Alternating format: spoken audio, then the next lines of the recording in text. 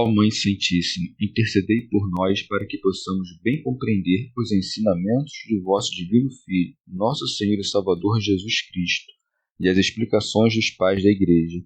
Ó Virgem Imaculada, ofereço-vos este trabalho e peço que abençoeis aqueles que o ouvirem, e que seja para a maior honra e glória de Deus. Amém.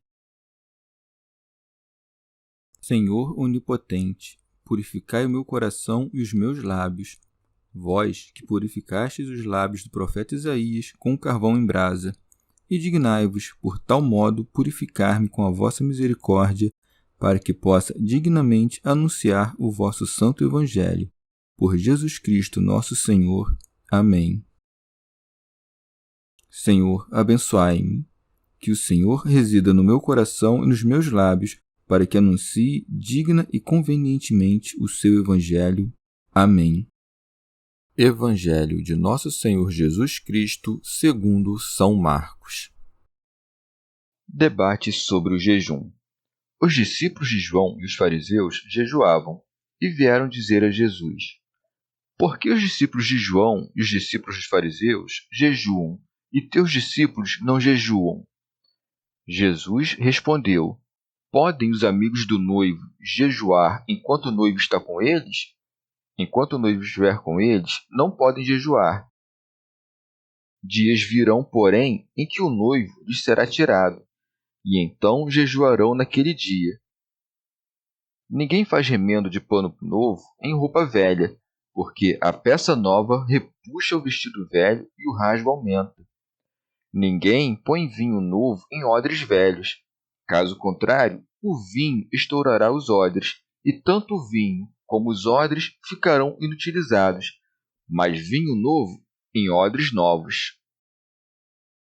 Comentários dos Pais da Igreja. Comentário de São Tomás de Aquino em forma de glosa.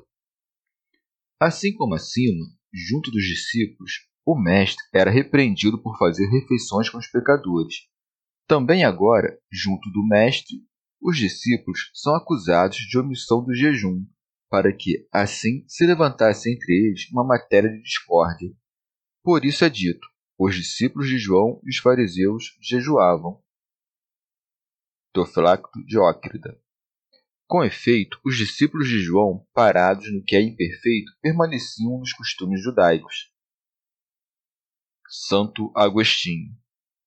Pode-se, no entanto, pensar que Marcos acrescentou os fariseus porque, simultaneamente com os discípulos de João, disseram ao Senhor o que se segue, ao passo que Mateus relata que apenas os discípulos de João o disseram. Mas as palavras que se seguem indicam antes que uns disseram isto de outros. Segue-se, pois: Por que os discípulos de João e os discípulos dos fariseus jejuam e teus discípulos não jejuam? Estas palavras, com efeito, indicam que os convivas que estavam presentes se aproximaram de Jesus e disseram isto mesmo aos discípulos, de modo que, quando diz foram, pois, ter com Jesus, o evangelista não está falando dos mesmos sobre os quais tinha dito: os discípulos de João e os fariseus jejuavam. Mas, jejuando estes, vieram aqueles a quem isto perturbou. Por isso Mateus diz: Então foram ter com ele os discípulos de João e disseram. E isto prova apenas que os apóstolos também estavam ali presentes e que todos, à porfia, fizeram-lhe essa objeção. São João Crisóstomo.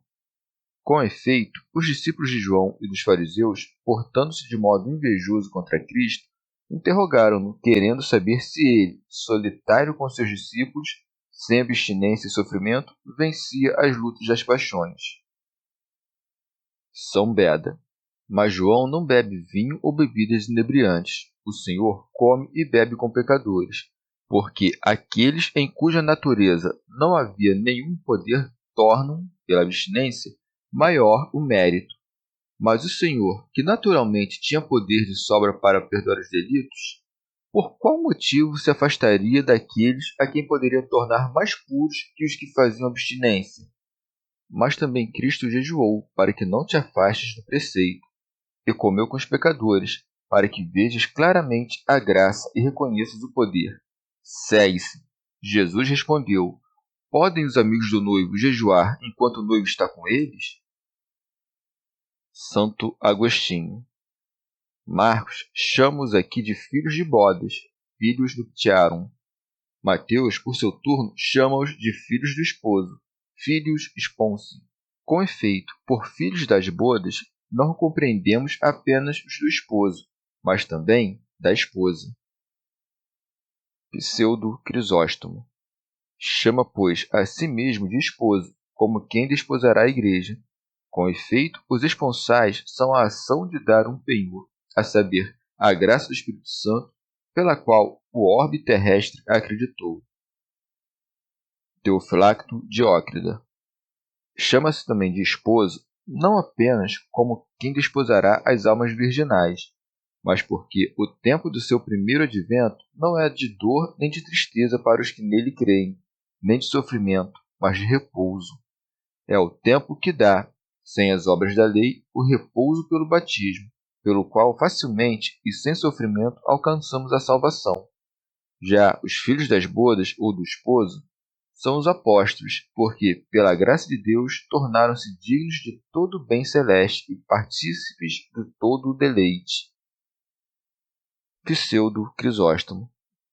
Ele diz, de outra parte, que seu convívio é alheio a toda grande aflição, quando acrescenta: enquanto o noivo estiver com eles, não podem jejuar. Entristece-se quem não possui um bem. Quem, no entanto, recebe-o no presente, alegra-se e não se entristece. E para destruir a exaltação deles e mostrar que não conservavam seus próprios discípulos para a libertinagem, acrescenta: dias virão, porém, em que o noivo lhes será tirado, e então jejuarão naquele dia. Como se dissesse: virá o tempo em que demonstrarão sua virilidade. Quando, pois, o esposo lhes for tirado, jejuarão, aspirando ao seu advento, para que seus espíritos, uma vez purificados pelas aflições corporais, se lhe unam. Mostra também que não há nenhuma necessidade que os seus jejuem, como aqueles que têm presente consigo o esposo da natureza humana, aquele que por toda parte comanda as palavras de Deus e que concede a fonte da vida.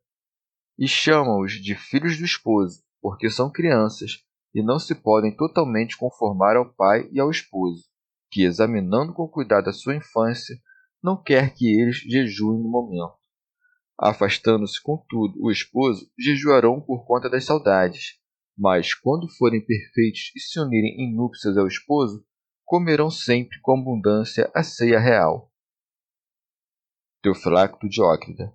Deve-se compreender também do seguinte modo: todo homem que age bem é filho do esposo, tem consigo o esposo, isto é, Cristo, e não jejua, isto é, não mostra obras de penitência, pois não peca.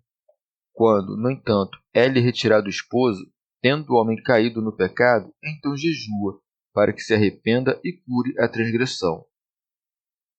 São Beda. De outra parte, em sentido místico, o fato de os discípulos de João e os fariseus jejuarem pode ser assim explicado, pois todo aquele que se gloria das obras da lei sem a fé, que segue as tradições dos homens e colhe o anúncio de Cristo com o ouvido do corpo, não com a fé do coração, abstendo-se dos bens espirituais, consome-se com um coração estéril. Já quem é incorporado aos membros de Cristo com um amor fiel não pode jejuar, pois banqueteia-se com sua carne e com seu sangue. Seguem-se. Ninguém faz remendo de pano novo em roupa velha. Pseudo Crisóstomo. Como se dissesse: uma vez que estes são os pregadores do Novo Testamento, não lhes é possível servir às antigas leis. Vós, por outro lado, seguindo coerentemente os antigos costumes, observais o jejum mosaico. A estes, por seu turno, que transmitirão aos homens novas e admiráveis observâncias, não é necessário observar as antigas, mas ser fortes em sabedoria. Em outro momento, observarão o jejum, com as demais outras virtudes, mas esse jejum difere do jejum da lei, pois aquele provinha da necessidade, este provém da vontade, para o ardor do espírito, do qual ainda não são capazes. Por isso se segue: ninguém põe vinho novo em odres velhos. São Beda. Compara, pois, os discípulos a odres velhos, dizendo que eles mais facilmente se quebrarão com vinho novo, isto é, com os preceitos espirituais, do que poderão contê-lo. Serão, contudo, odres novos quando, após a ascensão do Senhor, serão renovados pelo desejo de sua consolação. E então o novo vinho chegará aos odres novos, isto é, o ardor do Espírito Santo preencherá os corações dos homens espirituais. O doutor também deve se precaver para não confiar os segredos dos novos mistérios a uma alma que subsiste na velhice da malícia. Teofilacto Diócrida. Ou, de outro modo, os discípulos são comparados a vestidos velhos, por conta da fraqueza de sua inteligência, aos quais não era coerente impor uma grave regra de jejum. São Beda. E nem era conveniente coser um pano novo, que é alguma pequena parte da doutrina que diz respeito à sobriedade da vida nova, que ensina o jejum geral como o afastamento de toda a alegria dos deleites temporais. Porque, se isto for feito, tanto a doutrina será rasgada, quanto não se ajustará à velhice. Pelo vestido novo, ensinam-se as boas obras que se realizam exteriormente. Já pelo vinho novo se exprime o ardor da fé, da esperança e da caridade, pelo qual somos interiormente reformados. Chegamos ao fim de mais um dia de comentários da Catena Áurea. Muito obrigado por ficarem até aqui, que Nossa Senhora derrame suas graças sobre nós e até amanhã.